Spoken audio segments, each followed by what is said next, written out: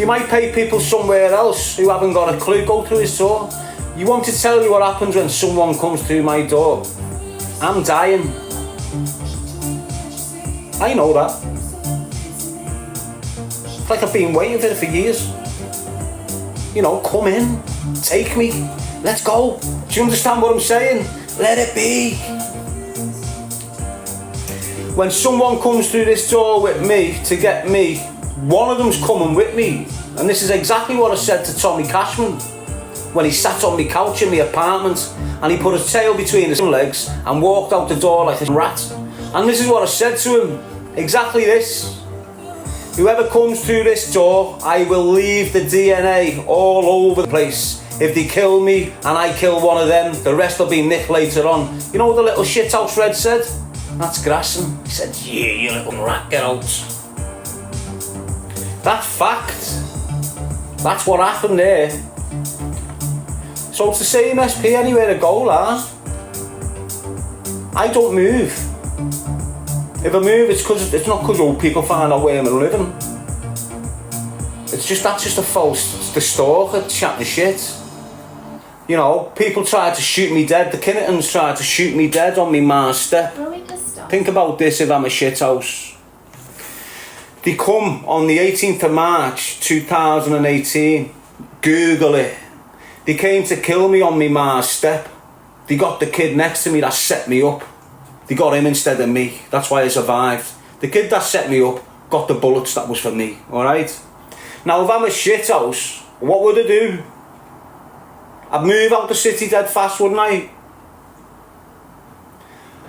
I moved round the corner from my ma's house, exactly where they tried to shoot me dead, and I got a top floor apartment on Robson Street, 79A Robson Street, and I was in that apartment for 2 years.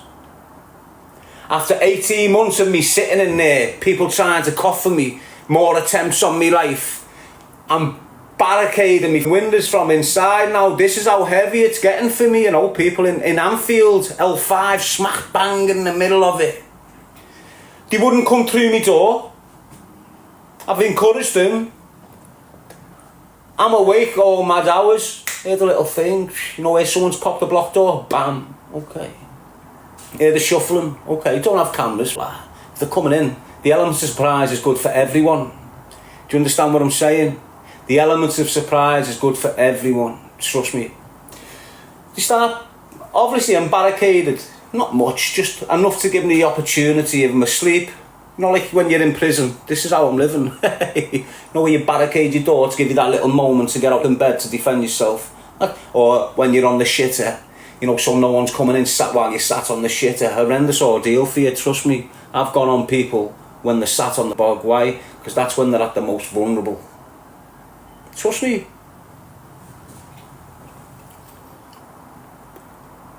Mary Jane. I've lost my chain of thought, unfortunately. Because I'm skipping on I going boom, ch, boom, ch, instead of just giving you the full thing.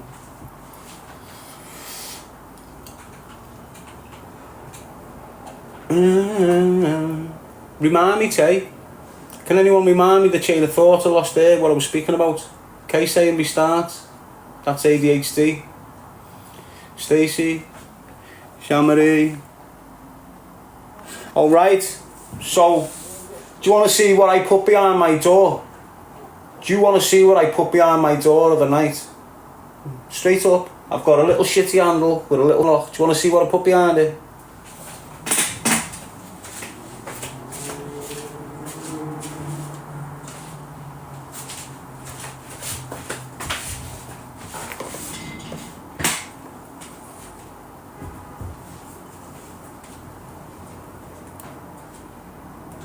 Look at it. It'll snap.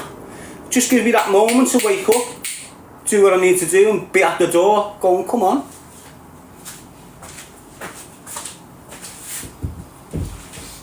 See, you got to understand, like, the tendency. You've got to understand the tendencies that I've carried for a long, long time. You know, I'll never do myself, but I'll run into a hail of bullets. Hello. So, you know when the stalker's issuing threats, oh, what's his address? What are you trying to do? Play some psychological game here? Doesn't work. If you're going to come in, come in. If you've got a real problem with me, and you've got a problem, just come to me door. I'm old school, If I've offended you, if you feel I've spoke untrue words about you, I will grant you permission. You won't even have to kick it in. Come in. Close it after you. What's your problem? There's just one golden rule, people. And, I've stuck to it. Loads of times. I've turned up to people by myself. Loads of times. That's the one golden rule for me. Come alone. You don't need a driver. Come alone. That's always been my shout, whether it's been James English, come alone, shithouse, you've been called out, get. Marvin Herbie, shithouse, you've been called out a couple of times, get. All of them, get. You're the one with the car, you're the one with the money, you're the one got the problem, you drive to me, I'm not getting a train to you. Get ambushed, go off me from Barney. You come to me in your nice car and let's deal with it. And that's the way I've always been. Any one of them. But they never come alone. Even the big hard kids that think they're hard, they'll come in a car with someone driving. Do you get what I'm saying to you, people? Honest to God. It's just the way they are now. Shithouses. Half of them won't come and meet me because they're aware of what I can do when they meet me. Do you understand what I'm saying to you? Just off that, the shithouses. Isn't it?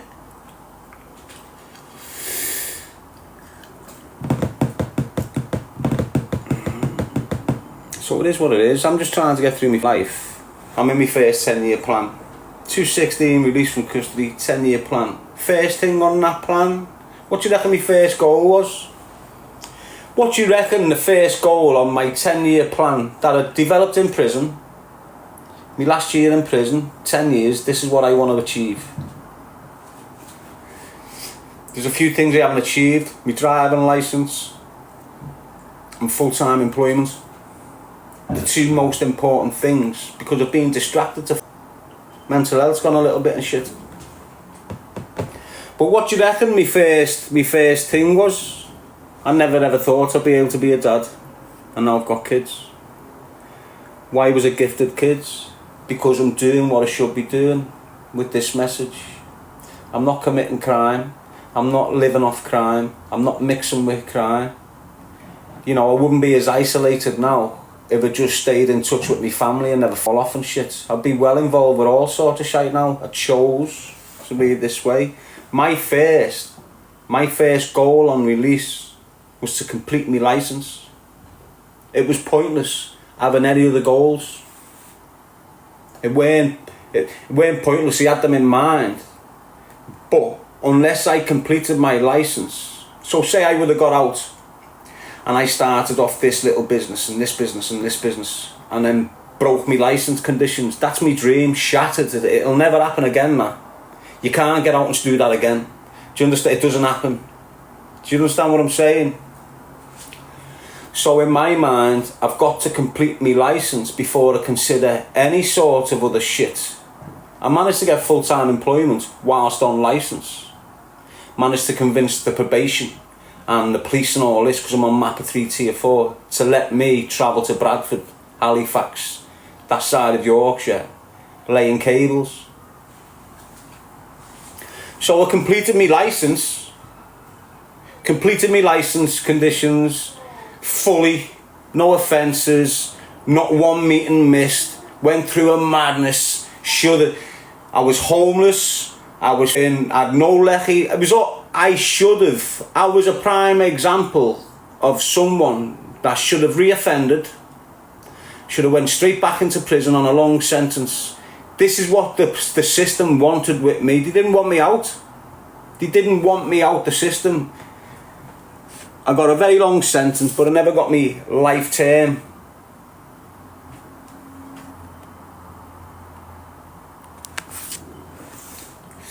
So I've completed that licence. fully completed it. During it, I've been homeless.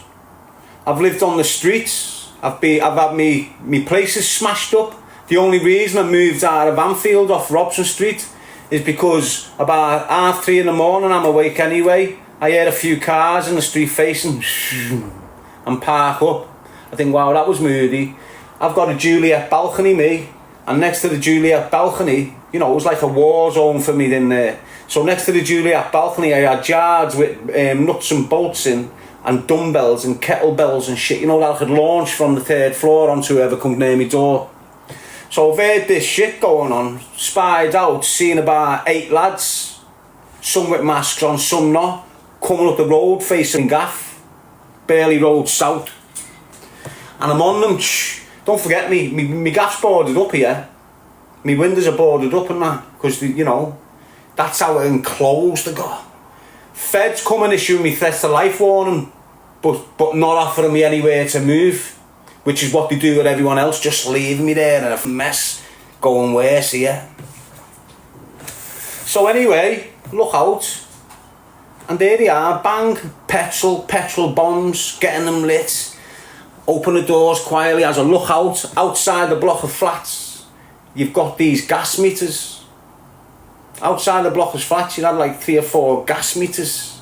That should have been inside, but for some reason, they've been putting these things outside. The rats have poured petrol all over that. Came in the stairwell, all up the stairs, came to me door, splashed it on me door. I didn't know they'd been up the stairs. One little rat's gone up with his thing. Ran halfway up the stairs towards me door, got a little splash on me door, dead fast by himself. But while that's happening, the others are caking coke, spreading all this shit around the gas things in the front door and all this shit. So I've hit one of them on the back, just took his back out, dropped him. He's dropped the petrol. Now they've panicked, because they've panicked. Shithead never lit it. He's got off. Now he's running out. I've hit him on the ankle or something with another dumbbell or something. And then she says, shit houses, here's the feds. There weren't no busies. Here's the busies, you rats. They just went, dropped the bottles, dropped the dropped everything they had, and went round the street. I heard 2 cars, honest to God, I heard 2 cars start up. They came bursting out of the road, done a right down Robson Street, and as they got to the junction with the lights, feds were cruising across. Big crazy chase for them. They got chased to the Foties house on Skid Row in Walton Park, Rice Lane firm. Bail the cars there. Feds have come back to me a few hours later going, will you make a statement, will you make a statement? No. You know, they should have all got put in jail for 20s and that arson with intent. So from there I've had to move. I had to go back into my Mars for a bit. You know what, then again, I moved then, away. Some bird from Essex. Going through all this, I'm on Instagram doing lives every night. So when they're outside chatting shit, beeping horns, cars, firms, I'm on my live going, whee, what's happening people, L5 alive, you know, not giving a shit.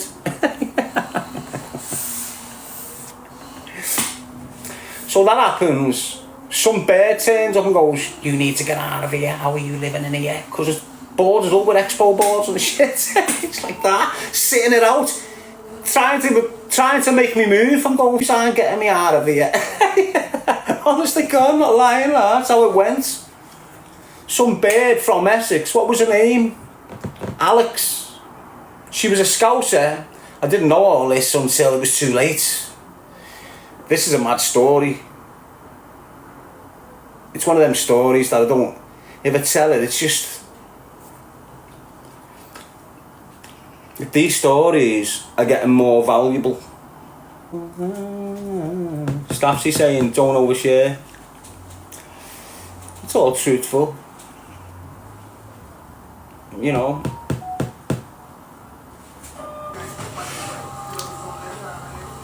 Anyway,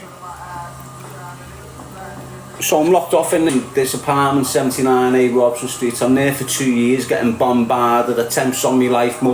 I'm hearing surons, drop some kids off, and they sat in me bushes. And I'd be sitting there, kids that I've known all my life.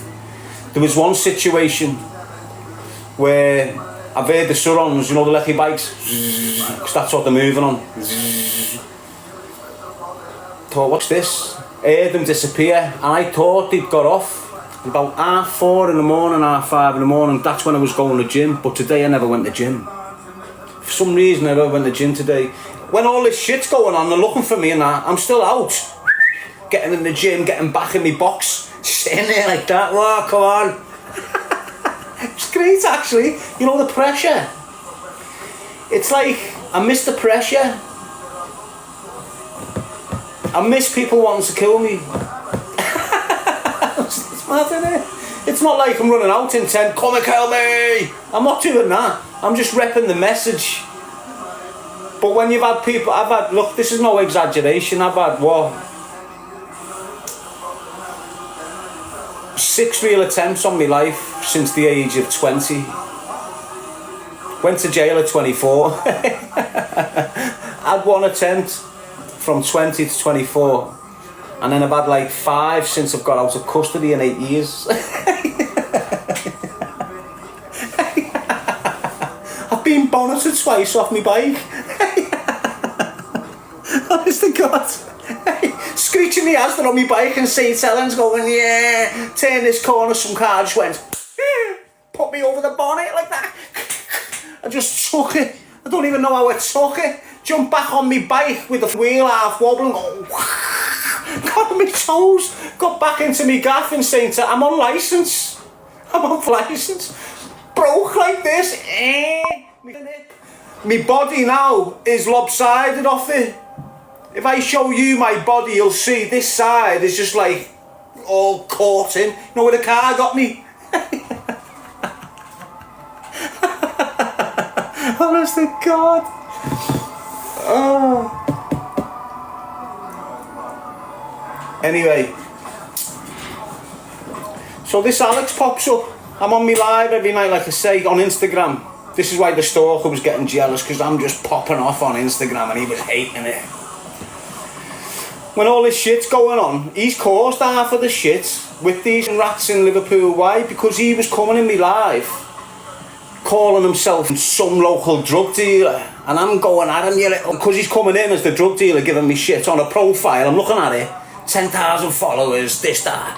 You know, when he's had a profile that's been silent and he's opened it up on this. So he's calling himself some local drug. So I'm going, you little shit, oh shit ass, bam, screen recording and sending it to them. So I've just got that firm appearing from nowhere. Hey, I'm just thinking, wow, where are all these coming from? So when I'm doing my live every night, this is mad, this story. Crazy actually. I don't know, I could have been killed. This is how gone I was in my head. So this girl pops up.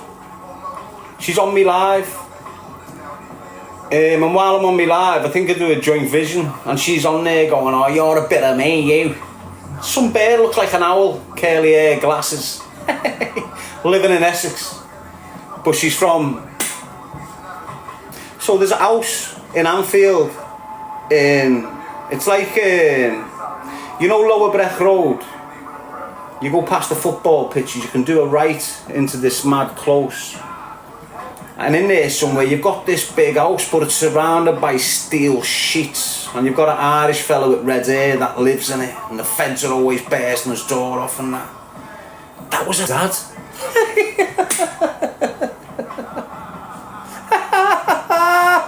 But that's where she was from.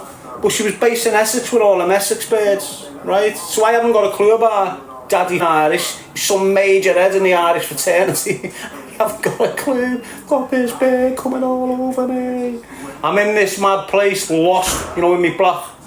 This bear pops up, you're a bit of me. Message me after the live, I'm coming to see you. Ah, yeah. 48 hours later, she's parked up outside me block. I'm thinking, your game, you people are trying to shoot me. I look out, a rangy. Just think, Them days I was a little bit impressed, you know, a bear with a car, job, ding, ding, ding. It was like, okay. Nice, positive, confident woman here. Let's see what's going on. She's coming in. How are you living like this? You can't live like this. How are you living like this? This is mad. You need to come with me. What? I've got a job on the Isle of Wight. Is it the Isle of Wight? No, sorry. Nurse and had manager's jobs, and she'd get called to do like 12 weeks here and there and there. So, when you can come with me, I'll pay for everything, because I'm skint, so I haven't got for nothing. I'm just like, wow, this is crazy. So go ahead then. The best thing you could have done, to be honest with you, honest to God, it was like it was sent in. Get him out of there. So she's kicked in, she's turned up with me gaff. She's got a rollie on, she's got this, she's got a fake lip, she's got a little plump body. But you know, it could be handled. But over there a little touch, you know what I'm saying, the fellas. So I said, yeah, what shall I do with my stuff? Bring it with us. Said, I'll go. Let's go. Had a couch, had this, it was boss the gaff. The apartment was sweet. It was nice. Left. So now I'm off with this bird. Stop off at Gosport. Waiting for the ferry. Big experience, fresh out of jail. Best thing I've been on is the Mersey ferry. Now I'm on this big thing with a scruffy beard, a white afro, thinking I'm on my toes from the Kinahans with this bird. Honest to God. Alex. Don't even remember the second name. Never even told me. When it comes to think of it. So anyway, we go there, bang. Get to Guernsey, I thought, I'll bring a little joint with me. Got on it, just a joint in a blender, stashed around the bottom of the rucksack, sealed umpteen times. I'll just have one joint when I'm there, then leave it alone and just recover from what's gone on. That's what I was planning. They even got me at the customs. Got big customs set up, threatening to turn me round and not let me in. I'm just like, hell, what's going on? Just come off my licence, but I'm at risk. Thinking, shit, this is meant to be a good thing. You give me this caution, give me this piece of paper. So I've got into Guernsey now, and she's hired at Airbnb in a nice part of this. She's paying something like $370 a week in Guernsey for an Airbnb. This is like $290. I'm not lying, $220 or something. This, don't even know when it was. It happened though. It's in the last 8 years, obviously. So now we're in this Airbnb, and I'm thinking, wow, this is great. The island. She's off to work, I'm just bored, shirtless. Below us is the fella that owns the building, and his name's Frank. And lo and behold, Frank delivered cockles and oysters to all the restaurants on the island. And what he'd do every morning, he'd go out, get on his big boat, and go get all his big cockles in and shit like this. After a few days, I got to know him. She's back and forth to work, going to do whatever she's doing. So in the day, I'm just going to the gym, and then just doing what I do now. This Frank, he's about 70, this Frank, boss kid, I think his bird was French or Italian. He had a daughter and a son. And he said, do you want to give us a hand? I said, yeah, go ahead. Thinking I'm brave. I haven't been on the sea for years. Yeah, go ahead, I'll go with you, Frank, lad. Ready for it. Up earlier than I should be. Ready. Come on, do it. Thinking it's going to be boss in a boat on the water. Got on there, he's got the boat and it's a shit heap. It's just him. He's got about a 24-foot boat with all these big things attached to it, saying it's just him that pulls all these cockles. And I'm thinking, wow, how do you do this? So because it's a mess and we've got to travel out so far to get his face, pulls this thing in and then he just pulls loads in as we're coming back in, right? And then empties them. As I'm cleaning it, it's just got buckets stacked up, all shit, you know, just a mess. So I'm thinking, I'll clean this boat as he's driving, I'll clean the boat up, get it all spotless for him. Start putting these there, put this in, there's a pile of buckets, you know, like a bucket on top of a bucket on top of a bucket. So I'm trying to move them and pull them over there. So I'm pulling on one of the buckets to get it out. And I've pulled it, and it's made a big splash, like a big... And this big tear of water just went right in my mouth, mate. tasted it. I went, what was that?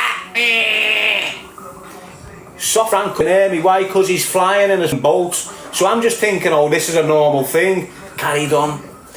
Next minute, I'm just going, Frank. Hit the deck, called up into the fetus position, and I'm going, Frank. I'm shitting me pants. I'm not lying. I'm spewing up, shitting me pants. Within half an hour of me swallowing that thing, I'm on the deck like that.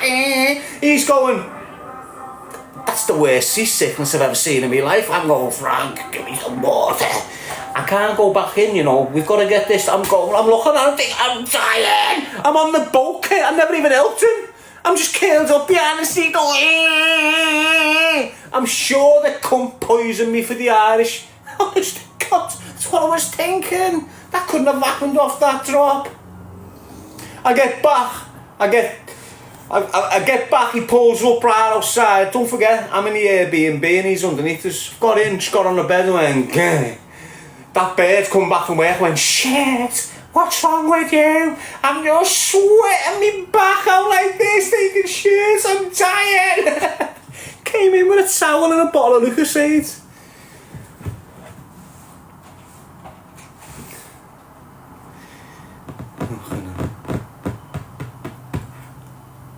Anyway, it doesn't end there. It's all going on. While I've been with this Alex, she's telling me about a previous relationship where she had this boyfriend and she invested a lot of money into property with him, and I'm thinking, wow, is she this rich? And she's been trying to do him, and what she said was this: I've got 50 grand in my bank. What do you want to do with it? I just thought, that's a nerdy shout. Whose is it? It's the first thing I said. Whose is it? Me dad's mates. I went, why is your dad's mate giving you thingy? I said, and this is when I started thinking, clicking, oh shit. I started thinking to myself, wow, I'm thinking this is a decent bird, full job, the car's to her work, the watch is to her work, when in reality, her dad's a naughty Irish gangster. I just went, I didn't, as soon as he understood what playing with it, I just thought, I weren't playing with it. She was playing with me, mate. Honest to God. Hey, honest to God, la. But anyway, you know, we're getting rampant. Things are getting heavy. We're going forward as we do. But she's mentioning this ex-fella all the time. You know, she's still caught up with him. I think she just rebounded on me. And now she's like missing him in his own little way or something. So of course I texted him. I went, wow, you're scatty, you out. Thinking my name was on the tenancy. No, we'd left the Airbnb this time by now, and then she'd finished the 12 weeks, and we'd gone into Gosport, and we rented this gaff in the town centre. And while we're in the town centre, that's when she's come bang on messaging her ex, and I've thought I'm on the tenancy with her. Get out, you little cheat, you little rat, bam. So she just bailed, and I thought, oh, sweet. Got me gaff here for 12 months, so I can pay the rent. You know, I can do what I'm doing. Sweet. Had a boss little gym in Gosport Promenade. It was cool. Come back to the gym, getting me gaff, get me skins. No skins in the thing. I'll shoot round the shop. Get me skins, come back. Bang, feds all over the gaff. She's in me gaff. Next minute she's coming out with me mach. She's coming out with all my shit. I'm just thinking, that's mine, you know, boss. This is the police. You can't go in, we'll arrest you. I'm just thinking, oh, what's this bird doing to me now? I said, that's mine, you know, boss. No, she's saying it's hers. Have you got receipts? So I'm locked out now. I'm on the streets in Gosport. She's off. Plod have locked the door, said I can come back on the Monday. This is the Friday. Come back on the Monday, collect me shit. So I'm on the streets in Gosport. Honest to God, people that have been following me will tell you this is the truth. I'm having to lie in the bottom of a block in Gosport and do a live on my phone. Charge it in the fall like that. So now I'm on the streets in Gosport, and it's the first time I've been homeless as an adult. And then some weird kid just popped up and introduced me to a big network of other people, mate. So I'm in Gosport, living in this block, and I get this message off this big stocky kid going, "Hey Darren, I've been watching you for years. We can't have you sleeping on the streets. I'm coming to get you with me bird." And I've thought, great lad, who's he? So he's come from Manchester, bombed down with his bird, picked me up, drove me to his gaff in Bury. I didn't know didn't know a clue who he was, didn't know nothing about his background. I just took him, decent kid, come and rescued me here, bang. I went into his, made 2 tracks, because I was doing music at the time.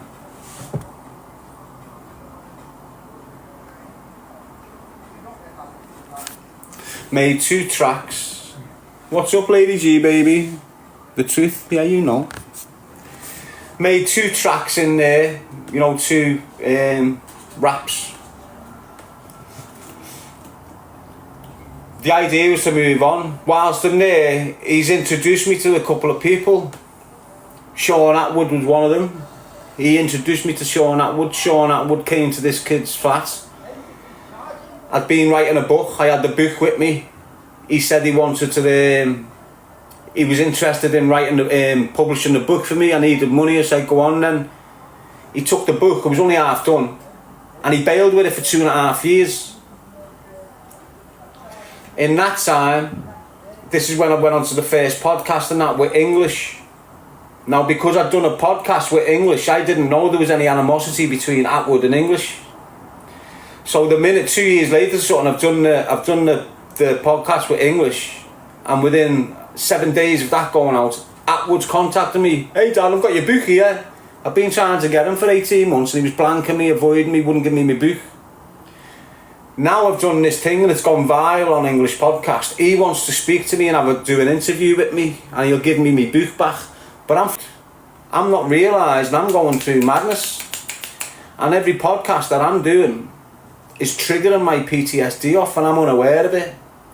And the people around me will know. I tell them 20 minutes into podcasts, I can't remember anything when I've come out of it. I can't remember what's said. And that's the PTSD kicking in when I start speaking about the traumatic event in my life that's created it. So once I start on these podcasts, when I've started speaking about what's gone on with me as a kid and the shootings and shit, from there on in, I'm thinking complex PTSD. So when I come out them interviews, I can only remember like the first 15 minutes, and then the rest is blank in my head, because I've gone into this triggered place. So that's how I ended up involved with Atwood and all that. And then they used me as a pawn against English, then English used me as a pawn against them, and then I suffered in the middle of it all. They could see I was suffering, but they used me to it was deliberate. It was deliberate. It was called the YouTube Wars on YouTube. That's what they called it, YouTube Wars, because loads of people developed their platforms on the back of me getting destroyed by Atwood and English and Herbert.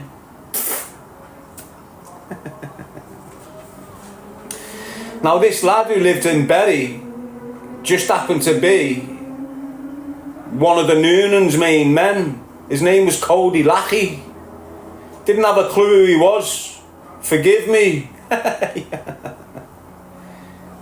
What turned the circle there? I'm asleep on his couch. And I've heard you know when you're in jail, you know when you've been in the system all your life, you know when you've been in a cell with someone sometimes, and you just got up kids in jail and they'll abuse themselves when there's people in the room and that, and it's like it's a known thing in prison. Everyone like, well, they'll boast. You'll have drug dealers in prison getting cleaning gloves and baby lotion. It's how dirty it is in prison.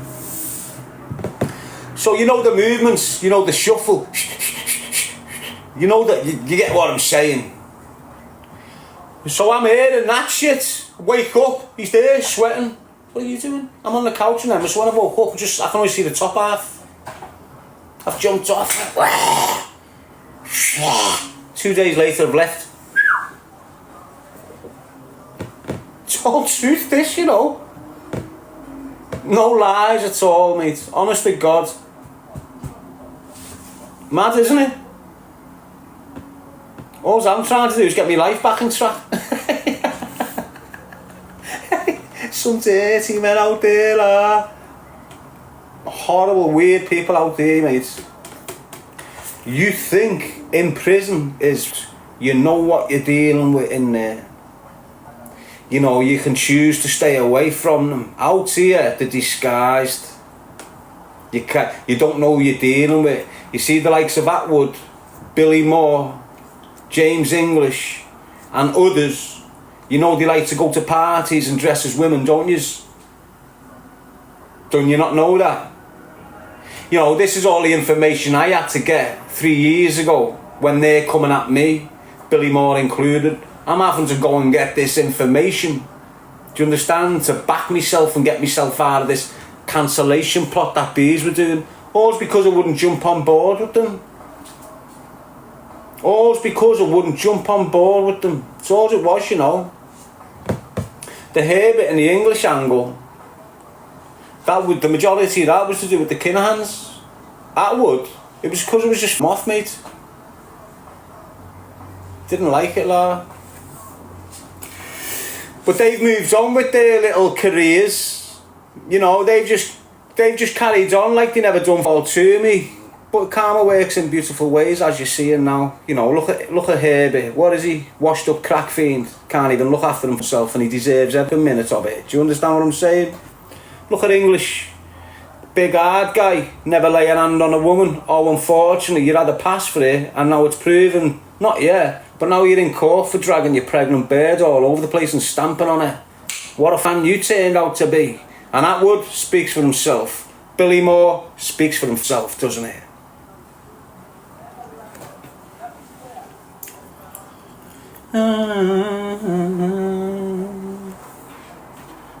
But I still carried on with my YouTube. Carried on with trying to tell the kids to stay away from the gangs, the drug dealers. And I'm screaming for years, if you don't start listening to me, we're going to get another child shot dead. We're going to get another Rhys Jones shot dead in the city of Liverpool. I'm screaming this before poor Olivia Corbell ended up getting her life taken by a drug dealing scumbag with a firearm. I'm screaming it for years before she's had her life taken. I'm screaming about Ava White. I'm telling people you're going to get a young child stabbed to death in this city very fast if you don't start listening and coming together. It's pointless having that knife initiative over there challenging choose a life, not a knife. Why are you setting a knife message up to compete with me? You're meant to be on the same page. You're meant to be influencing the same youth to come away from the same problems. But what's happening is my message has gone from me being isolated, thinking of self-harming. Choose a life, not a knife has popped up. I'm screaming on my Instagram, fresh out of jail, don't harm yourselves, don't do this, don't do that, don't do this, don't do that. That's what I'm screaming about initially. Why? Because I've attempted it. My older brother had just done himself 6 months before I got out of prison, and I'm off it and I'm trying to influence others not to go down there. So I'm screaming, choose a life, not a knife, to prevent kids harming themselves.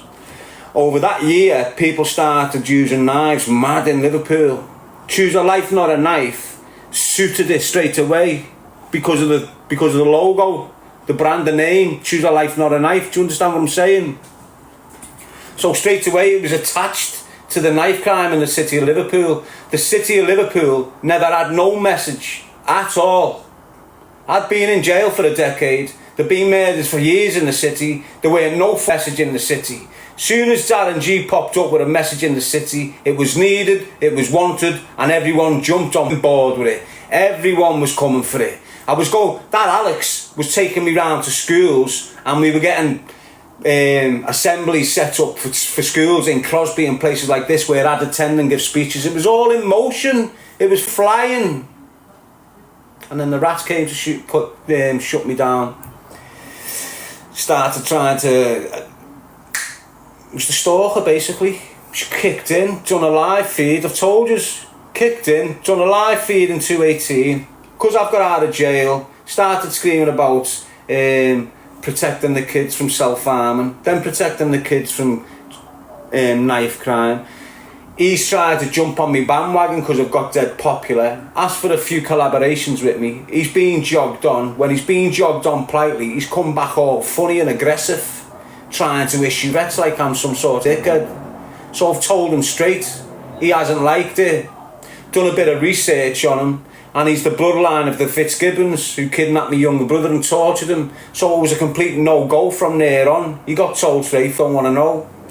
I'm flying, my numbers going through the roof, must have been damaging him more. Why? Because he's been the only little face on TikTok, on Instagram in the city of Liverpool really. Everyone was watching him. Now Darren Gee's come out minding his own business, delivering this message.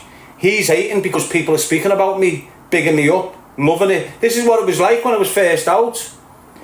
That stalker must have been fuming off it.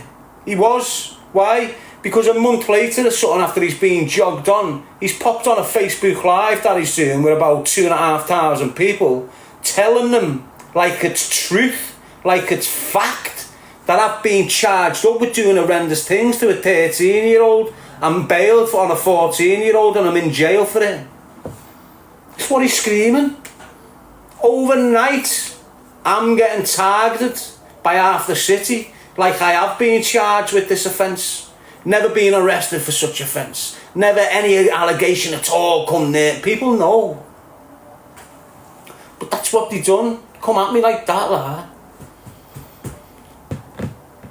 But I survived. You know what? I've sat there on occasions crying. You know why I was crying? Because I was stopping myself from going out and getting lifed off. Now people will look at me crying thinking that's weakness, when in reality I was using all my strength I had not to go out and re-offend against these rats that are doing this to me. So I made pure strength to not cave in and go for it with these. Because think about it. Look at the life I've came through. Look how violent my past is. You know, we haven't got this notorious reputation because we were quiet boys. Do you understand what I'm saying? Everything I've dealt with in my past life has been with violence. I've reacted with violence. That dickhead says something violent. So for me not to react to dickheads that are spreading horrendous rumours, cutting me nephews, this is what they were doing. You know, you had some of these so-called big hard gangsters in the city of Liverpool, the Eves brothers and the Lamb. This is where the Lamb and the Lows come into it. This is why the Lamb and the Lows started getting screamed about. Why? Because the Lamb worked for the Kinahan cartels.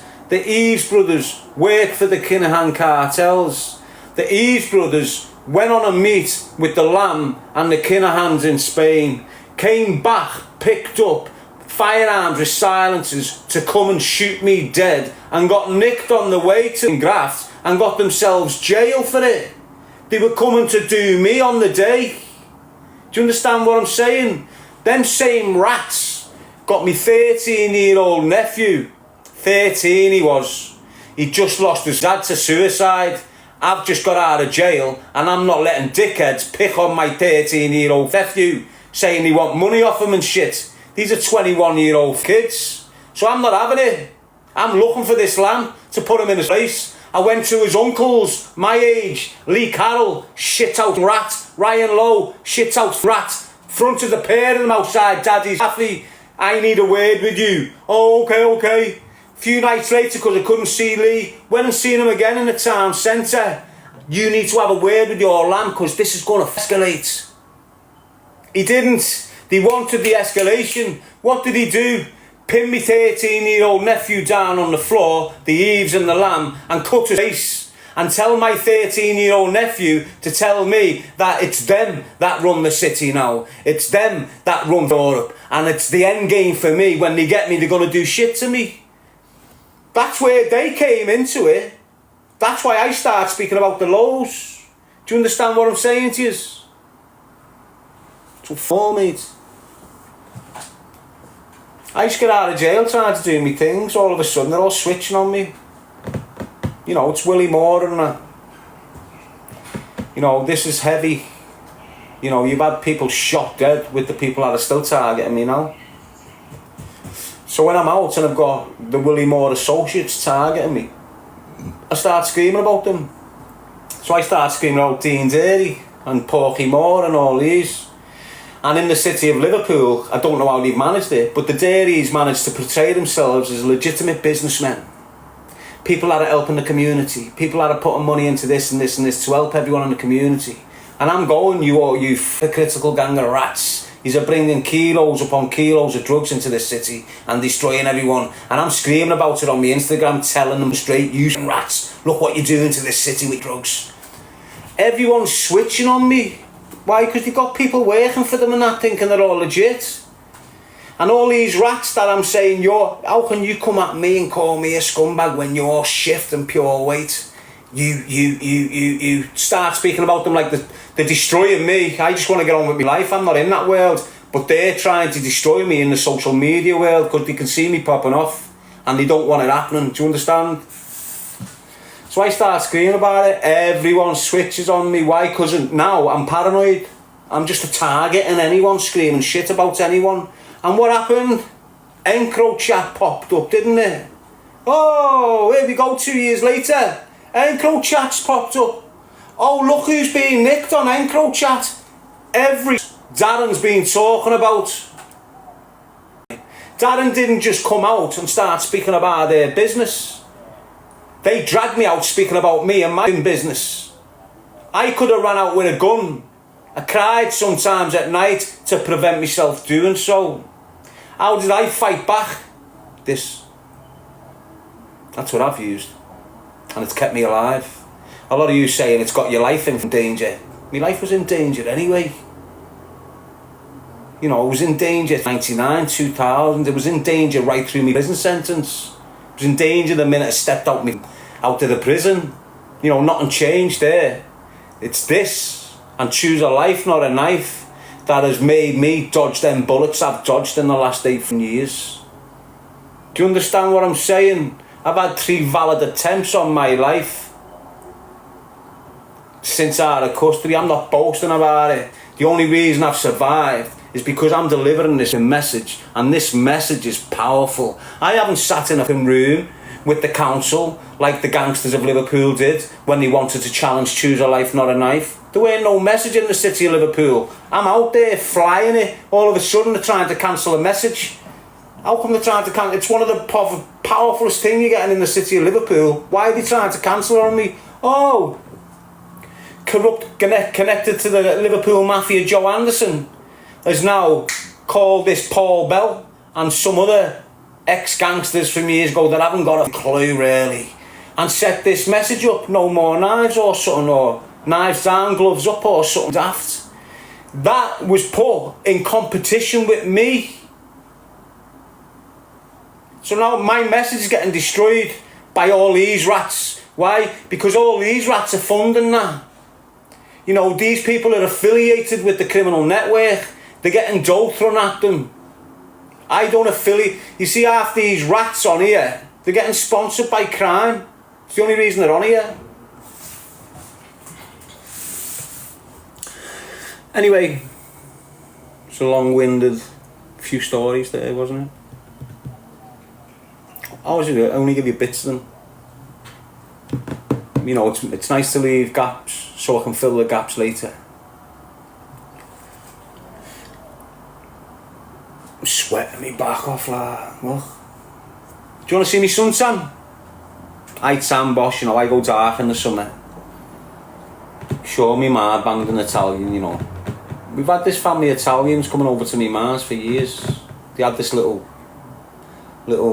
hidden village in Italy. One of them comes probably bang me ma. Coming over on the slab eye. Behind me arse back. Because all my brothers are ugly.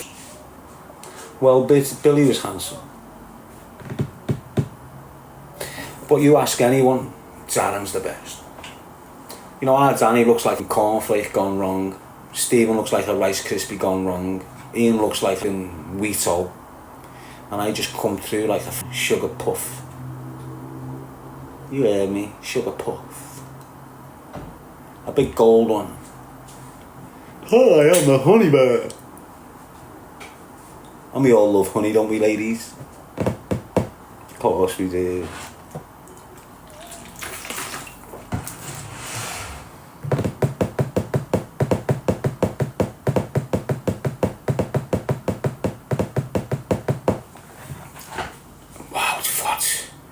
I want to get my top off to show you me tan lines, but I don't want to frighten you with me 8-pack, you know what I'm saying?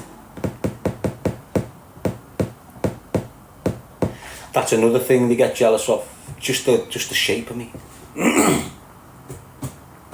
Honest, that stalker thinks he's me, but he'll never be me. Do you get what I'm saying? Look at the kip of him, like a Scotch egg with a cap on, isn't he? What he looks like, a Scotch egg with a cap on. No shit in you, babe.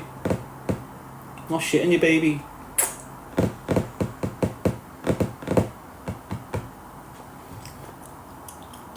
So he just hates. You know when Holly's sitting there going, Holly's fit in. He's just going, how dare you, Holly? Flicking bifters at her and that. Bouncing bifters off Holly's fod. Untrustworthy Dave, encouraging him. That was a great shot, well son. Fucking helmet.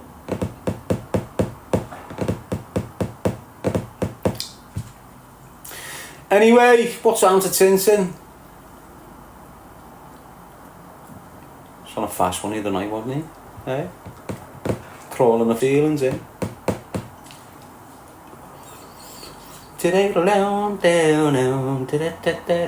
Yes, Tracy, mate.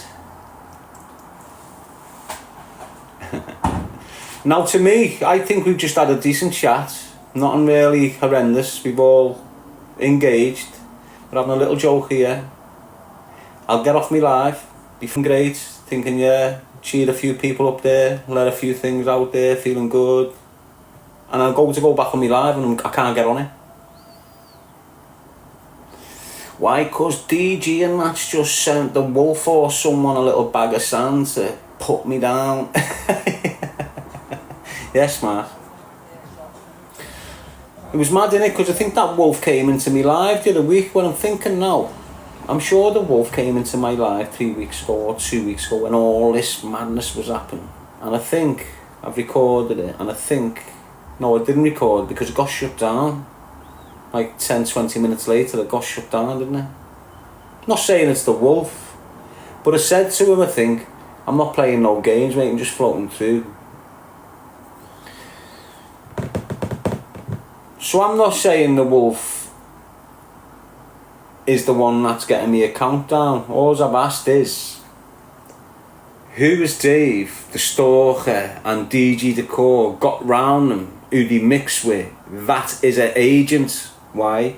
Because they've got the power to get me platform striked an hour or two after they've done me live. Do you understand? And get me a week ban. And I'm appealing it, and it's just straight away the answer's dead fast. Whereas appeals normally, you know, they consider it, but for some reason it goes dead fast off them. So I know there's definitely something there where there's an agency for someone targeting me, and because they've got that pull with TikTok, snakes in the grass they are. But I'll be back on if I can. I need to get showered, refresh. I've been out since 6 this morning, went out like this, trained in this, went straight on my bike, been pedalling all day. So I need to just refresh.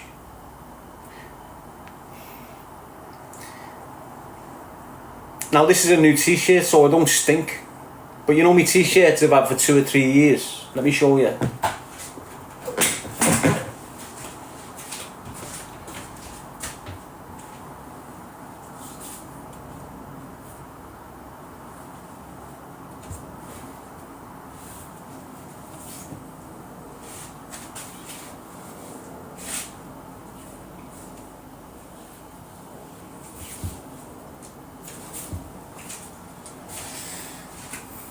So you always see me wearing this t-shirt, isn't it? This was £8 this. Got it with a pair of shorts, £8 each. Right, now if you look at the armpits on it,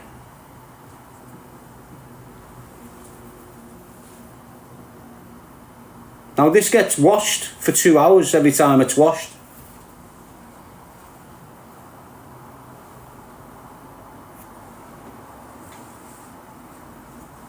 Look at this one. How crusty that is.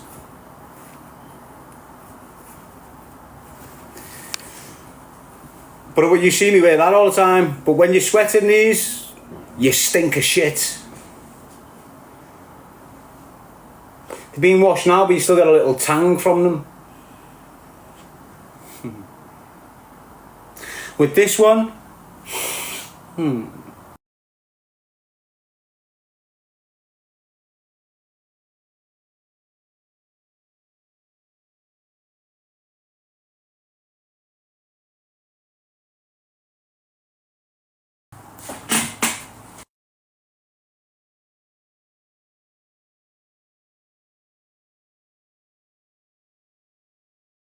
you know when people come at you and they target you and people are trying to kill you, you develop this mentality, like kill or be killed, that's one. And then you can develop this other mentality, what am I banking my dough for if I can be shot dead tomorrow morning? Once you tap onto that mindset, you start prioritising other people. So you're not buying yourself clothes, you're not looking after yourself no more. You're looking after these people because you could be shot dead tomorrow. So that's what happened with me. I just started neglecting myself, hence why I've got t-shirts that are 4 years old. You know, in this process as well, I went to jail without children. Come out of jail, never expecting me to have kids. But I've had kids in the last 8 years. I've had 2 children. So again, me on universal credit, can't get a job, not able to stay on TikTok because the rats are cancelling me every other month, not earning. It's all been very humbling for me, the whole process. I'm not going to sit here and say everything I've gone through since custody and out has been one hell of an experience, mate, with loads of after experiences in it still now. Homelessness, no money, everything you can go through, I'm getting put through dead fast. It's weird. It's like I'm catching up of what I've lost.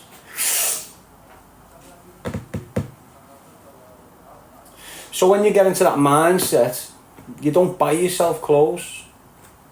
Like I bought these the other day, I don't know why, I just felt, hey, let's go out and get some clothes. Bought 2 trackies and a pair of trainees, and I just felt cleaner. It didn't make me want it. It didn't make, you know, years ago when I was selling drugs, I'd only have to buy myself a rig out and I'd think it was hard, mate. Just all these dickheads do the same. You know, they go out, spend 3 ton on a pair of traps, 2 ton on a jumper, 3 ton on a pair of jeans, decent cap. And then they start marching around like they just made 10 million quid. You get kids. You've got to understand the uplift that clothing gives to some kids. You can have a depressed kid here, and you rig him out, he's thinking he runs the world for a few days, but then he'll drop again. And now he's got to get more clothes to reach the same feeling. And that's what a lot of these young drug dealers like. They're dealing drugs to look good. Instead of dealing drugs to feed your kids, or get yourself out in the hood or out the community and get yourself a little lump of cash to start a business. These kids are tapping into drug dealing like it's an employment path. You know, they're starting at 14 thinking they're going to exist when they're 55 and with a multi-million-pound house down there. This is how the kids are. It's what they really think. You know, they tap into it 2 years later, they get a little spell of jail. But they're too far gone. Why? Because they've earned a bit of dough. They've been showing the false love off the group because they're all pissed and stoned and all, oh, love you, bro. You know, all that fake love. Have you noticed the way you go into a pub and you're all pissed and you're going, alright, hey. 3 days later you're not pissed walking down the street, you don't even acknowledge them. You know, that's fake love. It's bullshit. Means nothing at the end of the day.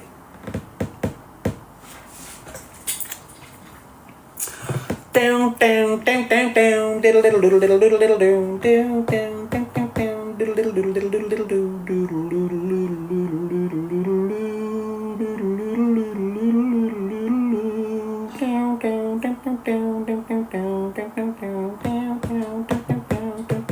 down, down, down, what song is that?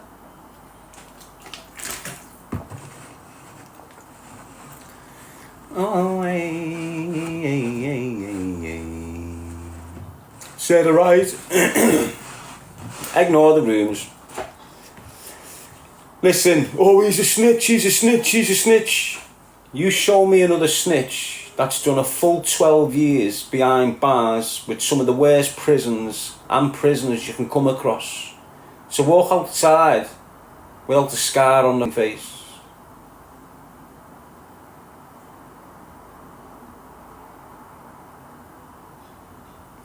You can start shouting it now. Why? Because I'm not in that world. When I'm in jail, I'm still in that world. No one's saying shit. None of them. The most hardest gangsters from Liverpool all shut their mouths the minute I step foot in Larden Grange prison. Every one of them. Bang. So don't talk your shite. People who know the true dynamics of the situation with the Moors and me know the wrongings of the Moors. I don't need to scream that, you know, Willie Moore, I'll suffer for the next 10 years as long as I get my moment with him. Don't get your shit in a twist. Him and his family.